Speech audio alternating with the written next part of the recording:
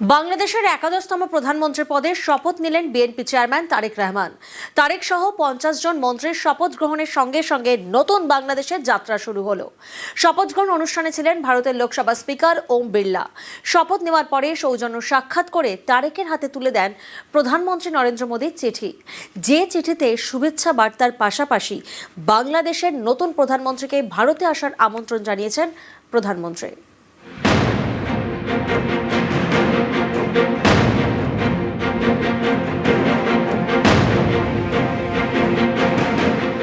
তারেক রহমান সশস্ত্র চিত্রে শপথ করিতেছি যে আমি আইন অনুযায়ী সরকারের প্রধানমন্ত্রী পদের কর্তব্য বিশ্বস্তার সহিত পালন করিব। প্রধানমন্ত্রী তারেক রহমানের নেতৃত্বে বাংলাদেশের নতুন সরকারের যাত্রা শুরু হলো। একই সঙ্গে প্রায় 2 যুগ পর বিএনপি নেতৃত্বে গঠিত হলো সরকার। গত বৃহস্পতিবার বাংলাদেশের জাতীয় নির্বাচনে বিএনপি 209 আসনে জয়ী হয়।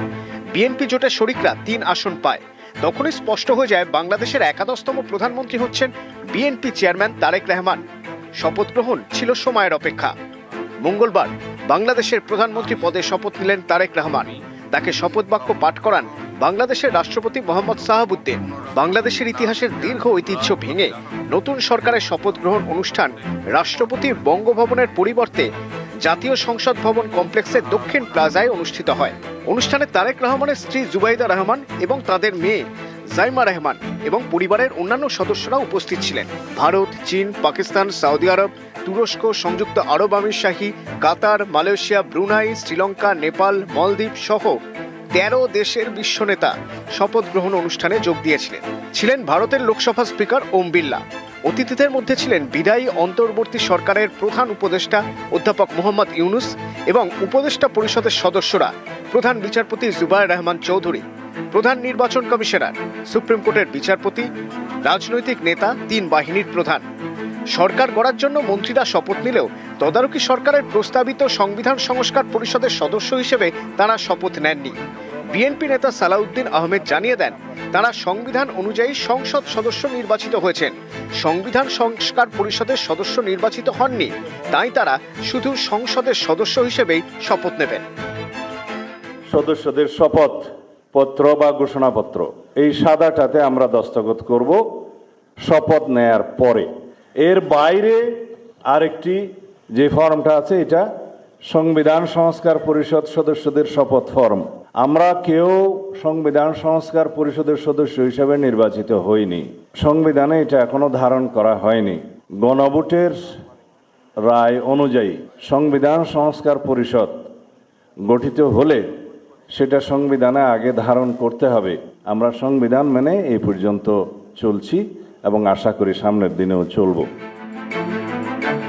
এদিনের শপথ গ্রহণ অনুষ্ঠানে ভারতের প্রতিনিধিত্ব করেন লোকসভা স্পিকার ওম বিড়লা। সন্ধে তারেক রহমানের সঙ্গে সৌজন্য সাক্ষাৎ করেন ওম বিড়লা। বাংলাদেশের নবনির্বাচিত প্রধানমন্ত্রী তারেক রহমানের হাতে ভারতের প্রধানমন্ত্রী নরেন্দ্র মোদীর পাঠানো চিঠি তুলে দিয়েছেন তিনি।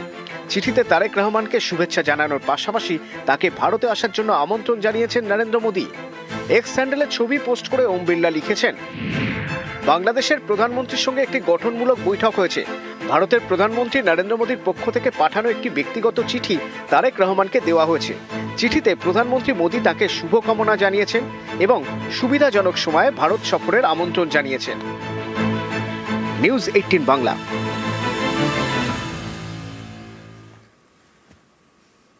নিউ টাউনের আবাসনে কি ডায়রিয়ার প্রকোপ? অভিযোগ, ট্যাঙ্কের দূষিত জল খেয়ে অসুস্থ অন্তত 115 জন। সোমবার এই নিয়ে তুমুল বিক্ষোভ দেখান আবাসনের বাসিন্দারা। অভিযোগ, তারপরেও মঙ্গলবার পরিষ্কার করা হয়নি অধিকাংশ ট্যাঙ্ক। জল সরবরাহ করেছে পাথরঘাটা পঞ্চায়েত। মেডিকেল ক্যাম্প বসিয়েছে স্বাস্থ্য দফতর।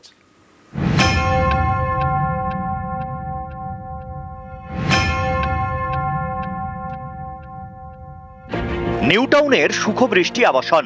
বাসিন্দাদের দাবি, আবাসনের ট্যাঙ্কের জল খেয়ে অনেকেই পেটের সমস্যায় ভুগছেন। এ নিয়ে টেকনো সিটি থানায় অভিযোগ জানানো হয়। আবাসিকদের দাবি, ই ব্লকের প্রতিটি ফ্ল্যাটে কেউ না কেউ অসুস্থ, কারো পেট খারাপ, কেউ বমি করছেন, বাচ্চা থেকে বয়স্ক সকলেই ভুগছেন। আবাসিকদের আশঙ্কা, খাবার জলে দূষণ থেকে ডায়রিয়া ছড়িয়েছে। এইরকম যে একটা বিচ্ছিরি অবস্থা হবে এটা আমরা কল্পনাই করতে পারিনি। আজকে কিছুদিন ধরে আমার ভীষণ পেটের গন্ডগোল যাচ্ছে, অ্যাসিডিটি হচ্ছে, হজম হচ্ছে না, যার জন্য আমি ডাক্তার দেখিয়ে এসেছি। ডাক্তার আমাকে ওষুধ দিয়েছে, অ্যান্টিবায়োটিক দিয়েছে, কিন্তু তাও পুরোপুরি সারেনি। সারবে কি করে? গোড়ায় যদি গলদ থাকে এটাকে তো একদম ঠিকঠাক করতে হবে, নাহলে আমি 76+, আমরা এখানে থাকবো কি করে? কি ভরসায় একলা একলা থাকবো? গত 10 তারিখ থেকে আমার বাচ্চা অসুস্থ হয়ে গেছে, প্রচণ্ডভাবে পটি হচ্ছে, মানে প্রতি ঘন্টায় ঘন্টায়। ফাইনাল এক্সাম চলছে, এক্সাম বন্ধ আছে জলের ইনফেকশনের জন্য। পরে ডাক্তারের কাছে গিয়ে জানতে পারলাম সেম পেশেন্ট সাপুরজি থেকে 10 তারিখে 7 থেকে 10 জন গেছেন। 11 তারিখে মেনটেন্যান্স অফিসে গিয়ে জানিয়েছি যে এটা প্রবলেম, একটু দেখুন। বলছে হ্যাঁ আমরা ঠিক করে দিয়েছি। এখনো পর্যন্ত জল ঠিক হয়নি, এখনো পর্যন্ত আমাদের লুজ মোশন হয়েই যাচ্ছে। আবাসনের ফ্যাসিলিটি ম্যানেজারকে ঘিরে সোমবার বিক্ষোভ দেখান বাসিন্দারা। জলের যে প্রবলেমটা এসছে আমরা সেটা দেখেছি, আমরা পিএইচিকে জানিয়েছি, পিএইচির থেকে টেস্টিং হয়েছে। আমরা আন্ডারগ্রাউন্ড রিজার্ভার যেটা থেকে গন্ধ বেরোচ্ছিল আমরা সেটা ক্লিয়ার করেছি। এখন ওভারহেডগুলো ক্লিয়ার করা হচ্ছে। কালকে 20টা ট্যাঙ্ক আমাদের ক্লিয়ার হয়ে গেছে। আজকে সকালে সেখানে জল টেস্ট করা হয়েছে, যারা থাকছে তাদেরকে দিয়েও টেস্টিং করা হয়েছে। এখানকার কিছু লোক সেটা গিয়েও টেস্ট করে এসছে, সেখানে কিন্তু কোনো রিপোর্ট আর আসেনি। মোট কতগুলো ট্যাঙ্ক? 141টা ট্যাঙ্ক আছে ওভারহেড। ওভারহেড 141টা ট্যাঙ্ক। এখনো পর্যন্ত কটা ট্যাঙ্ক ক্লিয়ার? এখনো 20টা হয়ে গেছে, আরও বাকি চলছে কাজ। পিএইচিও সরবরাহ জল ঠিক মতন আসছে না আমার কাছে, সেটার জন্য পিএইচিকে বলা আছে। বাসিন্দাদের অভিযোগ, এতজন অসুস্থ হওয়ার পরেও টনক নড়েনি আবাসন কর্তৃপক্ষের। সুখবৃষ্টি আবাসনে 114টি জলের ট্যাঙ্ক। অভিযোগ, মঙ্গলবারও অধিকাংশ জলের ট্যাঙ্ক পরিষ্কার করা হয়নি, নোংরা জলেই ওষুধ মেশানো হয়েছে। সোমবার বিকেলে নিউ টাউনের এই আবাসনে যান new town Kolkata development authority ও স্বাস্থ্য দপ্তরের আধিকারিকরা। পরিদর্শনে যান জনস্বাস্থ্য কারিগরি দপ্তরের আধিকারিকরাও। মঙ্গলবার মেডিকেল ক্যাম্প বসায় স্বাস্থ্য দপ্তর। আবাসিকদের চেক আপ করা হয়।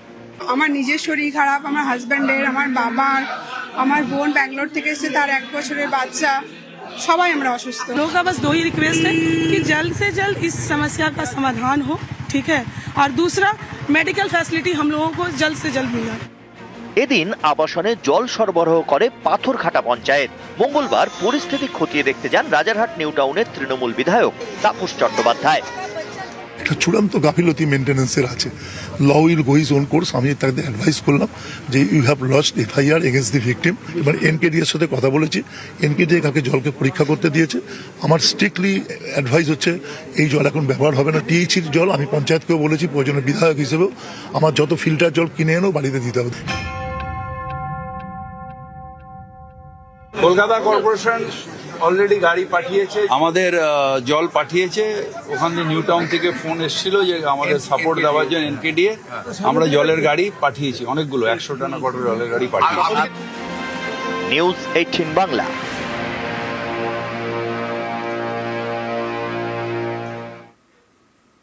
মালদার মানিকচকের ধরমপুর পঞ্চায়েত কংগ্রেস ও বিজেপি পরিচালিত।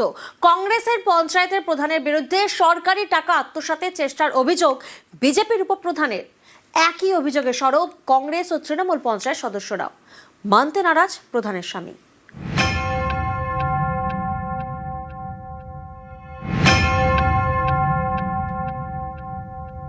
কংগ্রেসের প্রধান নিজের মতো করে কাজ করছে, নিজের মতো করে চালাচ্ছে পঞ্চায়েত, আমাদের কিছু জানাচ্ছে না। কত টাকার দুর্নীতি করেছে এভাবে? 59 লাখ টাকা। এখনো কোনো টেন্ডার হয়নি। জেনারেল ওয়ার্কসের মিটিং হয়েছে, মেজরিটি মাস্ট, যেটা সিদ্ধান্ত হয়েছে সেইটাই প্রধান গ্রহণ করেছে। এগুলো সব ভিত্তিহীন অর্গে। কংগ্রেস ও বিজেপি মিলে পঞ্চায়েত প্রধান কংগ্রেসের, উপপ্রধান বিজেপির। কংগ্রেস প্রধানের বিরুদ্ধে সরব বিজেপির উপপ্রধান। অভিযোগ, স্বচ্ছ ভারত মিশনে লক্ষ লক্ষ সরকারি টাকা আত্মসাতের চেষ্টা করছেন কংগ্রেসের প্রধান। এ নিয়ে মালদার মানিকচকের ধরমপুরে শোরগোল। সব প্রধান যদি খাইয়ে নিবে তো পাবলিক কি করবে? পাবলিক কি প্রধানকে ধরে পয়সা পাইনি তো? আমরা তো কত অসুবিধা করে জল সিজে সিজে ফেলি, বুঝতে পারেন? ধরমপুর পঞ্চায়েতে 10টি আসন। পঞ্চায়েত ভোটে কংগ্রেস ও বিজেপি 4টি করে আসন পায়, 2টি পায় তৃণমূল। কংগ্রেস ও বিজেপি বোর্ড তৈরি করে। প্রধান হন কংগ্রেসের কোদবানু বিবি, উপপ্রধান বিজেপির লতিকা মণ্ডল। কংগ্রেস প্রধানের বিরুদ্ধে ব্লক প্রশাসনের কাছে বিজেপির উপপ্রধান অভিযোগ জানিয়েছে। তার দাবি, পঞ্চায়েত সদস্যদের না জানিয়ে টেন্ডার প্রক্রিয়া করেন কংগ্রেসের প্রধান। টিউবওয়েলের নিচে বাঁধানো অংশ অর্থাৎ লিজপিটের টেন্ডার প্রক্রিয়া কাউকে না জানিয়েই করা হয়েছে বলে দাবি। শুধুমাত্র বিজেপির উপপ্রধানই নন, তৃণমূল এমনকি কংগ্রেসের পঞ্চায়েত সদস্যরাও কংগ্রেসের প্রধানের বিরুদ্ধে সরব। মিটিংয়ে আমরাকে ডাকছে, এসে প্রেজেন্ট সিগনেচার করতে বলছে। প্রেজেন্ট সিগনেচার নিয়ে টেন্ডার যা কিছু কাজ করছে আমরা বলছি যে আগে আলোচনা হোক, তারপরে সিগনেচার করব। বলছে সিগনেচার না করলে মিটিং হবে না। এবার সিগনেচার প্রেজেন্ট হিসেবে আমরা করছি, ওই সিগনেচারটাকে কাজে লাগিয়ে টেন্ডার করে নিচ্ছে, দুর্নীতি করছে। কে করছে দুর্নীতি? এটা প্রধান। ও নিজের ইচ্ছা মতো নাম দিয়েছিল, আমাদের মেম্বারদেরকে কিছু বলেন। সব গোপনে করেছিল। সব গোপনে। এ নিয়ে জল গড়ায় কলকাতা হাইকোর্টে। আদালতের নির্দেশে টেন্ডার প্রক্রিয়া বন্ধ করে দেন জেলা শাসক। সবার সঙ্গে আলোচনা করে টেন্ডার নিয়ে সিদ্ধান্ত নিতে বলেন। অভিযোগ, এরপর পঞ্চায়েত প্রধান ও তাঁর স্বামী অন্য সদস্যদের সাদা খাতায় সই করতে চাপ দেন। এভাবে প্রায় 59 লাখ টাকা হাতানোর চেষ্টা করেন বলে দাবি। কংগ্রেসের প্রধান নিজের মতো করে কাজ করছে, নিজের মতো করে চালাচ্ছে পঞ্চায়েত, আমাদের কিছু জানাচ্ছে না। কত টাকার দুর্নীতি করেছে এইভাবে? 59 লাখ টাকা। এখনো কোনো টেন্ডার হয়নি। জেনারেল ওয়ার্কসের মিটিং হয়েছে, মেজরিটি মাস্ট যেটা সিদ্ধান্ত হয়েছে সেইটাই প্রধান গ্রহণ করেছে। এগুলো সব ভিত্তিহীন অর্গে। মালদা থেকে গোপাল সূত্রধরের সঙ্গে সেবক দেব শর্মা, নিউজ 18 বাংলা।